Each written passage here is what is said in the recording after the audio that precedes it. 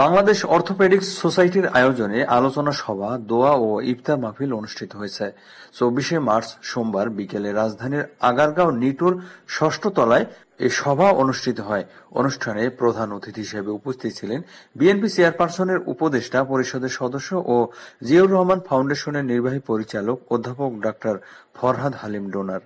বিশেষ অতিথি হিসেবে উপস্থিত ছিলেন ডক্টরস অ্যাসোসিয়েশন অব বাংলাদেশ ড্যাব এর সাবেক সভাপতি অধ্যাপক ডক্টর হারুন আল রশিদ, সাবেক মহাসচিব অধ্যাপক doctor Mohammad Abdus Salam, national doctors forum NDF এর সভাপতি অধ্যাপক ডাক্তার নজরুল ইসলাম, সাধারণ সম্পাদক অধ্যাপক ডাক্তার মাহমুদ হোসেন। দোয়া ও ইফতার মাহফিল অনুষ্ঠানে সভাপতিত্ব করেন বাংলাদেশ অর্থোপেডিক সোসাইটি এর আহ্বায়ক এবং জাতীয় অর্থোপেডিক হাসপাতাল ও পুনর্বাসন প্রতিষ্ঠান নিটোর ঢাকা এর পরিচালক অধ্যাপক ডাক্তার মোহাম্মদ আবুল কেনান।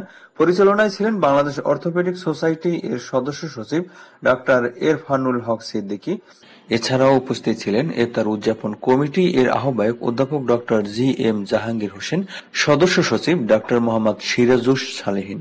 বাংলাদেশ অর্থোপেডিক সোসাইটির অর্থ সম্পাদক ডাক্তার মোহাম্মদ জহিরুল ইসলাম, ইফতার উদযাপন কমিটি এর অন্যান্য সদস্য সহ বাংলাদেশ অর্থোপেডিক সোসাইটির বিভিন্ন স্তরের নেতৃবৃন্দ উপস্থিত ছিলেন।